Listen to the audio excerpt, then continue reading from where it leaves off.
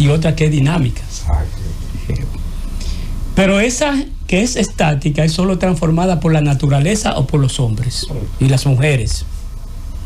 O sea, yo quiero eso. O sea, si la naturaleza no ha cambiado, no ha transformado cosas, los seres humanos han sido entonces los protagonistas.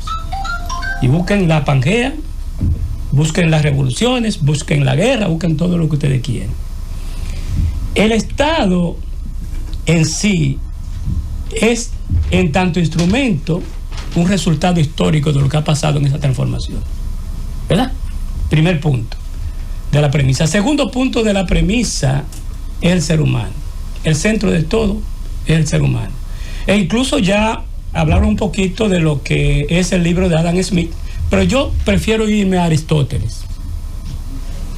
Me voy a Aristóteles por el fin supremo del todo, de la humanidad y del todo ser humano, que es la felicidad, ¿verdad? Pero también donde están fundamentados un conjunto de principios éticos sobre la forma en cómo se debe gobernar. Y si tú te vas al Antiguo Testamento, tú encuentras también unos preceptos de cómo debe ser el sacerdocio, ¿verdad? De cómo debe ser un sacerdote, cuáles son las características. Fíjense que entonces, cuando hablamos de ser humano, estamos hablando también de sus conductas, desde ese punto de vista, ¿verdad? Porque es la conducta, la acción y la voluntad del ser humano que va haciendo que los cambios se produzcan. Entonces, en ese sentido, muchas veces el para qué se hacen las cosas contesta algo que no es la verdadera pregunta: ¿para quiénes se hacen las cosas? Y esto estoy hablando porque voy a ir tocando, cuando abordemos la reforma, esos temas, cuál es el propósito social y político de las reformas, que tú lo ves en todo el mundo, en toda América Latina lo puedes ver. Ese es un primer punto que quiero resaltar, es decir, en esa premisa básica de que el ser humano debe ser el centro de todo. Y otra premisa es que la geografía no es homogénea, es heterogénea. Es un principio, es una premisa básica. Y por eso es que usted al inicio, cuando yo llegué al programa, y con mucha razón lo dijeron, el tema de que el tema de la precisión de la geopolítica, el tema del quehacer político en la geografía, pero el tema también, sobre todo, que no se puede confundir los conflictos políticos, el conflicto geopolítico con la propia geografía geopolítica, ¿verdad? Entonces, en esa perspectiva ha evolucionado el mundo. Y si uno se pone a ponderar todo el contexto de la geopolítica, se da cuenta de que también en el proceso, la forma en cómo los seres humanos han actuado también implica elementos geopolíticos, sobre todo por los propósitos de los soberanos en la época, de los reyes en la época, un conjunto de cosas. Ahora, ¿cuál es la primera pregunta que yo me quiero hacer? ¿Y a qué responde? Cuando nosotros miramos internacionalmente las estructuras tributarias, tenemos que hacernos la pregunta entonces, ¿cuál es el peso de los impuestos, digamos, en países como Estados Unidos, en términos de los impuestos directos, en términos de los impuestos indirectos, qué esto significa? O en América Latina, vete a Argentina, vete a Brasil, vete a Chile, a cualquier país, y observa que cuando mira la participación de los impuestos en la historia, hay un criterio filosófico que está permeando en algunos, que tiende a fomentar la reducción de brechas, aunque otros fenómenos estructurales la han exacerbado, y en otros que tiende a exacerbar las brechas sociales. Veamos. Cuando tú partes de un sistema tributario y estructura un sistema tributario enfocado en que paguen los que más poder tienen, pues lógicamente cuando tú reúnes por persona lo que mayores se le va a cargar el impuesto, va a encontrar que, bueno, son los más ricos, los de mayor poder económico. Y entonces, en la medida que tú ganas más, teóricamente hablando, va a aportar más al fisco. En ese sentido, si tu ingreso es más deprimido, por vía de esa figura tributaria, que es el impuesto sobre la renta, sobre el patrimonio, los impuestos sobre el patrimonio, sobre las ganancias, lo que tú quieras, ¿verdad? Como lo quieras plantear, no importa el concepto de renta que vaya a administrar. En ese sentido, cuando tú aplicas un sistema tributario enfocado en patrimonio, van a aportar más ingresos, los que más riqueza tienen, más ingresos tributarios, ¿verdad? Los que más riqueza tienen y los que más flujo de ingresos reciben. Y entonces los que menos reciben van a aportar menos. En consecuencia, está reconociendo la heterogeneidad de la sociedad en términos de sus actores económicos, sociales y políticos, y está haciendo que los que más ganen sean los que más aporten.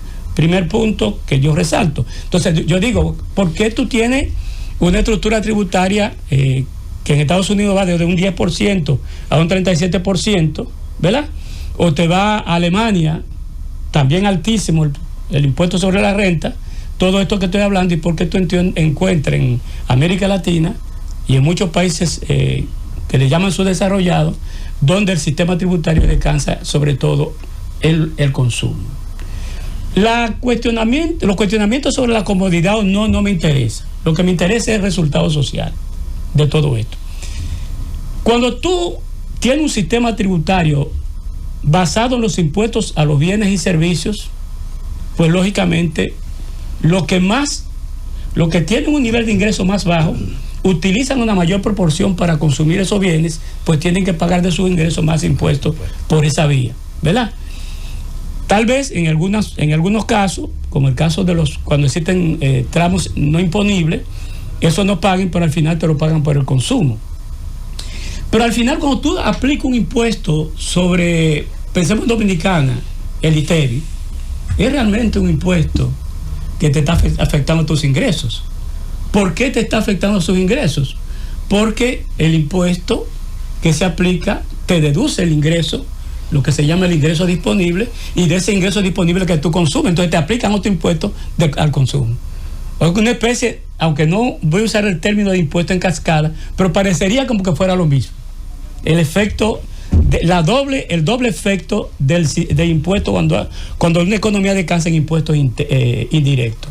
Entonces, si queremos en el mundo fomentar a través de la política fiscal, específicamente la política tributaria, si se quiere contribuir a disminuir la brecha, no puede ser mediante reforma tributaria, como se ha hecho en República Dominicana y en muchos países de América Latina, sustentado en incrementos de los impuestos sobre los bienes y servicios. Y peor aún, en Dominicana hemos tenido una reforma. Oigan esto, oigan bien, los impuestos, por ejemplo, como el valor agregado, que es el término que se utiliza internacionalmente, tiene una característica, y es como es un impuesto a valores, y el valor está determinado por la cantidad y por el precio. En los países donde hay más sensibilidad a que se muevan los precios, entonces la inflación también va alando el crecimiento de los ingresos del gobierno. En consecuencia, si tú hiciste una reforma tributaria que en el año 1 de la reforma, o en el siguiente año de la reforma, el impuesto era un 8, en el siguiente año era un 12, luego 16, 18, lo que tú estás diciendo es que conforme van creciendo los precios, también tú le estás aumentando la tarifa impositiva. Claro. Entonces eso es injusto. Entonces yo digo que una reforma fiscal tiene que sustentarse en la ética, tiene que sustentarse en la justicia. Y por eso yo pienso que el mejor sistema tributario para trabajar o sustentarse en esos valores son las reformas tributarias de carácter progresiva. ¿Por qué de carácter progresiva? Porque va a cubrir al universo que pueda abarcar, ¿verdad?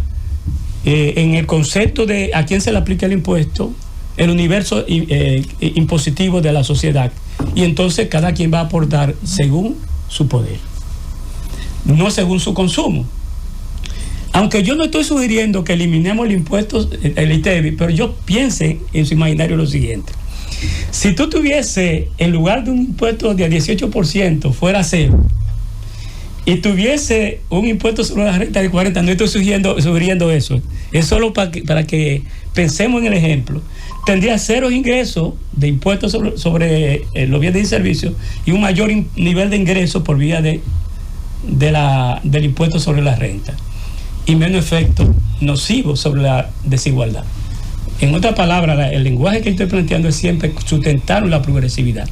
Ahora, ustedes han hablado en esta perspectiva de un Estado, bueno, han mencionado el Estado eficiente, y yo no me gusta usar esa palabra.